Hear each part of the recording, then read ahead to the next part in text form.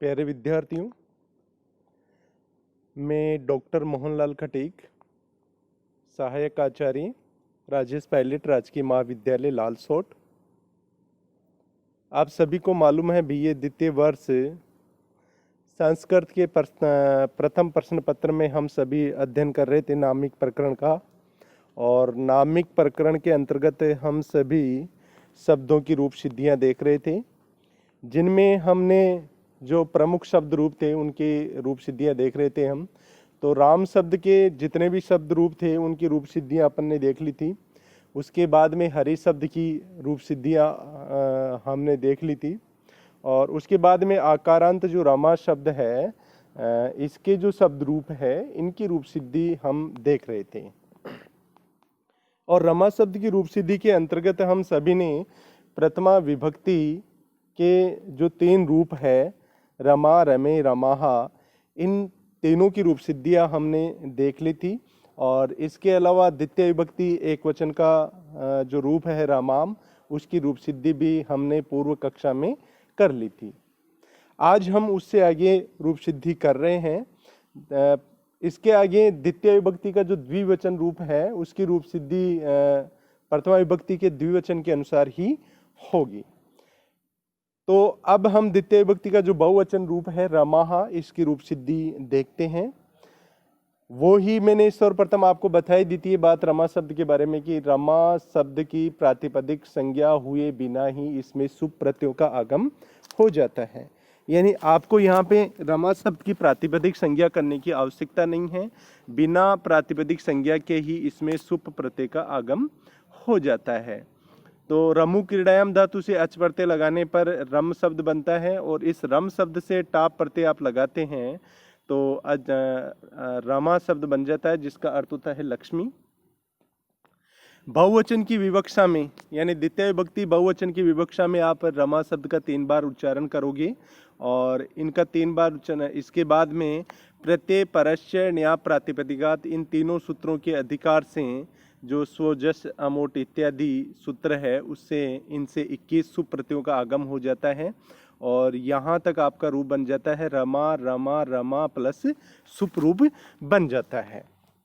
इसके पश्चात सुपह सूत्र से जो सुपह सूत्र से क्या होता है, सुपह सूत्र से जो 21 सुप प्रत्यय हैं, और उन 21 सुप प्रत्ययों को हमने 7 त्रिकों में विभाजित किया हुआ था। तो प्रत्येक त्रिक में जो 3 प्रत्यय हैं उनको ये सुपह सूत्र एकवचन, द्विवचन और बहुवचन संज्ञा कर देता है। तो इस प्रकार से प्रत्येक त्रिक के में जो 3 प्रत्यय हैं उनको एकवचन, द्विवचन और बहुवचन संज्ञा हो जाती है। तो द्वितीय विभक्ति के जो प्रत्यय थे अम, ओट, सस, तो अम को एकवचन संज्ञा हो जाती है, ओट को द्विवचन संज्ञा हो जाती है, और सस को बहुवचन संज्ञा हो जाती है। इसके पश्चात बहुषु बहुवचनम सूत्र से स्व, जस, अमोट इत्यादि सूत्र की सहायता से अन्य सुप प्रत्ययों का लोप हो जाता है, और द्वितीय विभक्ति का जो बहुवचन प्रत्यय था सस प्रत्यय, उसका आगम रहता है। तो यहाँ आते आते आपका रूप बन जाता है रमा रमा रमा प्लस सस। यहाँ पे थोड़ा टाइपिंग मिस्टेक से जस रह गया है, तो आप इस जस की जगह सस समझें। तो यहाँ तक रूप आते आते आपका रह गया है रमा रमा रमा प्लस सस रूप हो गया। इसके पश्चात सरूपाणाम एक शेष एक विभक्तो सूत्र से अन्य रमा शब्दों का लोप हो गया और एक रमा शब्द शेष रह गया, और आपका रूप बन गया रमा प्लस सस। इसके पश्चात लस्क्व तदित्य सूत्र से सस का जो प्रारंभिक श वर्ण है उसकी इस संज्ञा हो जाती है, और जिसकी भी इस संज्ञा होती है उसका तस्य लोप है सूत्र से लोप हो जाता है। तो यहाँ पे भी तस्य लोप है सूत्र से जो इत संज्ञक स वर्ण था, सस प्रत्यय में जो प्रारंभिक श वर्ण था उसकी संज्ञा और लोप हो जाती है, और आपका शेष रहता है रमा प्लस अस शेष रह जाता है। इसके पश्चात हलंत्यम सूत्र से अस के भी जो अंतिम सकार था उसका भी लोप प्राप्त होता है, लेकिन न विभक्तो तुष्मा सूत्र से उसका निषेध हो जाता है। इसके पश्चात प्रथमयो पूर्व श वर्ण सूत्र से पूर्व आ और पर ए वर्ण, इन दोनों की जगह पर पूर्व श वर्ण दीर्घ आ आदेश हो जाता है, और इनको मिलाने पे आपका रूप बनता है रमास रूप बन जाता है नहीं सॉरी, यहाँ पे प्रथम पुरुष वर्ण सूत्र से जो दीर्घ आदेश प्राप्त हो रहा था उसका बाद हो जाता है, दीर्घ आदेश प्राप्त हो रहा था। तो इस प्रथम पुरुष वर्ण सूत्र से पूर्व श्रवण दीर्घ नहीं होता है, बल्कि अकह श्रवण्य दीर्घ है, जो ये दीर्घ संधि का सूत्र है, इससे यहाँ पे दीर्घ आदेश होकर के रमास रूप बन जाता है। इसके पश्चात सुप्तिंग गतम, रमास के अंत में देखिए सुप प्रत्यय लगा हुआ है, तो सुप्तिंग गतम पदम सूत्र से इसकी पद संज्ञा हो जाती है। पद संज्ञा होने के बाद में सजुसोरु सूत्र से पदांत जो स है उसको रू आदेश हो जाता है, और यहाँ पर रूप बन जाता है आपका रमा प्लस रूप बन जाता है। इसके पश्चात उपदेश अज अनुनासिक इत सूत्र से रू का जो अनुनासिक ऊ है उसको उपदेश अज अनुनासिक सूत्र से इत संज्ञा हो जाती है, और इत संज्ञा होने के बाद में तस्य लोप है सूत्र से उस ऊ का अनुनासिक ऊ का लोप हो जाता है, और यहाँ पे शेष रहता है र। तो यहाँ पे रूप बन गया रमा प्लस र। इसके पश्चात में र के पश्चात कोई भी वर्ण नहीं है, यानी वर्णों के उच्चारण का अभाव है, तो यहाँ पे विरामो अवसानम सूत्र से जो वर्णों का अभाव है तो उसकी यहाँ पे अवसान संज्ञा हो जाती है। और अवसान संज्ञा होने के बाद में खरवसान यो विसर्जनीय सूत्र से अवसान परे होने पर जो र है, रे का विसर्ग आदेश होकर के रमाहा रूप सिद्ध होता है। तो इस प्रकार से हम अपने सामने द्वितीय विभक्ति का जो बहुवचन रूप है रमाहा, उसकी सिद्धि हो जाती है। इसके पश्चात अपन चलते हैं तृतीय विभक्ति का एक वचन। रमैया रूप होता है तृतीय विभक्ति का एक वचन, और तृतीय विभक्ति के प्रत्यय होते हैं टा ब्याम और बिस प्रत्यय होते हैं। तो रमैया रूप होता है तृतीय विभक्ति एक वचन का। तो सबसे पहले वही आप रमु की डयम धातु से अच प्रत्यय लगा देंगे, रम बन जाएगा, और टाप प्रत्यय लगाते ही रमा शब्द बन जाएगा।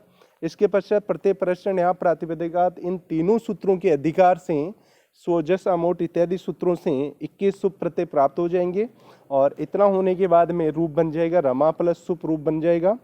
तो इसके बाद में द्वेकयो द्विवचनेक वचने सूत्र से यहाँ पर तृतीय विभक्ति एकत्व की विवक्षा होने पर, यानी तृतीय विभक्ति के एक वचन की विवक्षा होने पर जो एक वचन का प्रत्यय है टा, उस प्रत्यय का यहाँ पे आगम हो जाता है, और यहाँ रूप बन जाता है रमा प्लस टा, यानी अन्य सुप प्रत्ययों का लोप हो जाता है और शेष रहता है रमा प्लस टा शेष रहता है।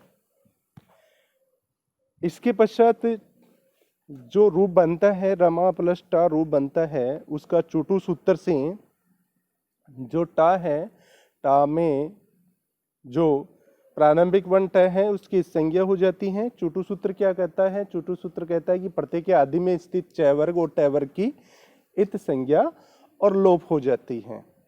तो यहाँ पे टा का जो आदि वर्ण है ट, उसकी संज्ञा चुटु सूत्र से हो जाती है, और तस्य लोपः से उसका लोप हो जाता है। तो यहाँ पे शेष रहता है रमा प्लस आ, ये रूप बन जाता है। रमा प्लस आ रूप बनने के बाद में आंगी चाप सूत्र से जो आभंत अंग, देखिए रमा जो शब्द है उसकी अंग संज्ञा है, और इसका अंत किससे हो रहा है? आ से, आप से अंत हो रहा है। आप का मतलब होता है कि इसके अंत में टाप प्रत्यय है, आप, टाप में से आप शेष रहता है, तो ये आप अंत वाला है, तो आप अंत वाला है और अंग संज्ञा भी है। तो इसका जो अंतिम आ है उसको ए आदेश हो जाता है। कौन से सूत्र से? आंगी चाप सूत्र से। आंगी चाप सूत्र से क्या आदेश हो जाता है? आभंत जो रमा अंग है उसका अंतिम में जो आ है उसको ए आदेश हो जाता है।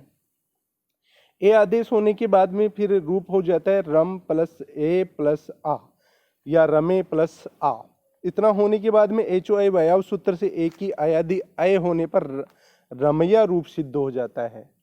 एच ओ आई वयाव से देखिए एक ही आयादि क्या हो जाती है? अय, और एक का अय होने पर यहाँ पे जो रमैया रूप है वो सिद्ध हो जाता है, यानी तृतीय विभक्ति का जो एक वचन रूप है रमैया, उसकी सिद्धि हो जाती है। इसके पश्चात हम चलते हैं तृतीय विभक्ति का दो जो द्विवचन रूप है रमाभ्याम, उसकी रूप सिद्धि हम करते हैं। देखिए रमाभ्याम जो है ओनली तृतीय विभक्ति का द्विवचन रूप ही नहीं है, बल्कि ये तृतीय, चतुर्थी और पंचमी, इन तीनों विभक्तियों का द्विवचन रूप है। तो आप एक रमाभ्याम शब्द की सिद्धि करके देखेंगे तो ये तीनों रूपों की रूप सिद्धि हो जाती है। तो हम इन तीनों ही तृतीया, चतुर्थी और पंचमी द्विवचन जो रमाभ्याम रूप है उसकी सिद्धि, तीनों की सिद्धि एक प्रकार से ही होती है। तो सर्वप्रथम वही आप रमा शब्द की उत्पत्ति देख लेंगे। अच प्रत्यय से रम बनता है, टा प्रत्यय करने पर रमा बन जाता है, जिसका अर्थ होता है लक्ष्मी होता है। और यहाँ पे द्विवचन है, तो द्विवचन की विवक्षा में आप इसका 2 बार उच्चारण करेंगे और तो रूप बन गया आपका रमा रमा। और इतना होने के बाद में फिर प्रत्यय, परस्चरण या प्रातिपदिका, इन तीनों सूत्रों के अधिकार से स्व, जस, अमोट इत्यादि सूत्र से 21 सुप प्रत्यय प्राप्त हो जाते हैं और यहाँ आते ही आपका रूप बन जाता है रमा रमा प्लस सुप। इतना होने के बाद में सुपह सूत्र से इन 21 प्रत्ययों के जो 7 त्रिक थे और प्रत्येक त्रिक में जो 3 प्रत्यय थे, उन 3 प्रत्ययों को क्रमशः एक वचन, द्विवचन और बहुवचन संज्ञा सुपह सूत्र से हो जाती है। और इतना होने के बाद में रूप रह जाता है आपका रमा रमा प्लस सुप रूप रह जाता है। इसके पश्चात द्वे कयोर द्विवचनेक वचने सूत्र से यहाँ पे तृतीय विभक्ति द्विवचन की विवक्षा हो रही है और तृतीय विभक्ति द्विवचन की विवक्षा हो रही है तो यह द्वित्व की विवक्षा में द्विवचन वाला प्रत्यय लग जाएगा। यानी अन्य सारे सुप प्रत्ययों में से भ्याम, तृतीय विभक्ति का जो द्विवचन वाला प्रत्यय है भ्याम, वो शेष रह जाता है और अन्य हट जाते हैं, यानी उनका लोप हो जाता है। इसके पश्चात रमाभ्याम में सरूपणाम एक शेष एक विभक्त सूत्र से एक रमा शेष रहता है, बाकी का लोप हो जाता है और यहाँ आते रूप बनता है रमा प्लस भ्याम। और फिर यहाँ पे देखिए हलंत्यम सूत्र से भ्याम का जो अंत्य मकार था उसका लोप प्राप्त, उसकी इत संज्ञा प्राप्त हो रही थी और इत संज्ञा प्राप्त होने पर तस्य लोप से उसका लोप भी प्राप्त हो रहा था। तो यहाँ पे नए विभक्त तुष्मा से हलंत्यम द्वारा जो कार्य हो रहा था उसका निषेध हो जाता है और निषेध होने पर और फिर संयोग होने पर रमाभ्याम रूप सिद्धि हो जाती है, यानी रमाभ्याम रूप सिद्ध हो जाता है। इसके पश्चात प्यारे बच्चों हम देखते हैं रमा भी तृतीय विभक्ति का बहुवचन रूप है। तो सर्वप्रथम वो ही हम रमा भी शब्द की सिद्धि करने से पूर्व रम शब्द का अर्थ देख लेंगे, इसकी उत्पत्ति देख लेंगे और फिर बहुवचन की विवक्षा में इसका हम 3 बार उच्चारण करेंगे तृतीय विभक्ति बहुवचन की विवक्षा में, तो रमा रमा रमा। और इसके पश्चात प्रत्यय, परश्च और प्रातिपदिका, इन तीनों सूत्रों के अधिकार से स्वजस, अमोट इत्यादि सूत्र से यहाँ पे सुप प्रत्यय लग जाते हैं और यहाँ आते आपका रूप बन जाता है रमा रमा रमा प्लस सुप रूप हो जाता है। इसके पश्चात सुपय सूत्र से जो 21 सुप प्रत्यय थे उनका जो प्रत्येक त्रिक था, उनमें प्रत्येक त्रिकों में जो 3 प्रत्यय थे उनको क्रमशः एक वचन, द्विवचन और बहुवचन संज्ञा इस सुपय सूत्र से हो जाती है। तो तृतीय विभक्ति के भी जो 3 प्रत्यय थे टा भ्याम भिस, इन तीनों को टा को एक वचन संज्ञा, भ्याम को द्विवचन संज्ञा और भिस को बहुवचन संज्ञा इस सुपय सूत्र से हो जाती है।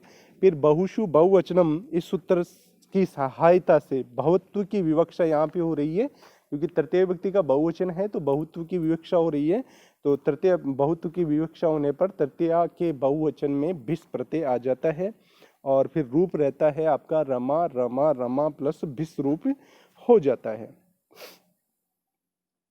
इसके पश्चात सरूपणाम एक शेष एक विभक्त सूत्र से अन्य रमा शब्द का लोप हो जाता है और एक रमा शब्द ही शेष रहता है और रूप रह जाता है आपका रमा प्लस भिस।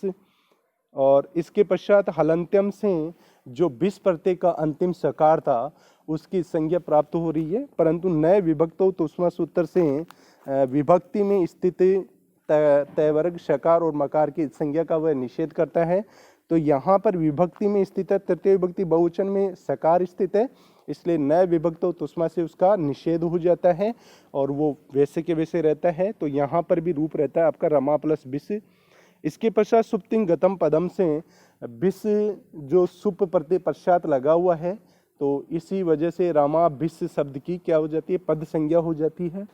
पद संज्ञा होने के बाद में सस जुसोरु सूत्र से पदांत स को रू आदेश हो जाता है और रूप बन जाता है रमा भी प्लस रू। फिर इसके पश्चात उपदेश अज अनुनासिक इत से रू का जो अनुनासिक ऊ है उसकी संज्ञा हो जाती है और तस्य लोप है सूत्र से उसकी इत संज्ञा के अनुनासिक ऊ का लोप हो जाता है। तो इतना होने के बाद में फिर रूप शेष रहता है रमा भी प्लस रह शेष रहता है। इसके पश्चात विरामो अवसानम सूत्र से रै के पश्चात वर्णों के उच्चारण का अभाव है, तो रै के पश्चात वर्णों का उच्चारण का अभाव है, इस अभाव की यहाँ पे अवसान संज्ञा हो जाती है। और अवसान संज्ञा होने के बाद में खर वसानियो विसर्जनीय सूत्र से अवसान परे होने पर रै का विसर्ग आदेश होकर के रमाभ्य रूप सिद्ध हो जाता है। तो यहाँ पे हम देखते हैं तृतीय विभक्ति का जो बहुवचन रूप है रमाभ्य ही, उसकी सिद्धि हो जाती है। इसके पश्चात हम अगले शब्दों की रूप सिद्धि के लिए आगे फिर आएंगे। तब तक के लिए धन्यवाद, नमस्कार।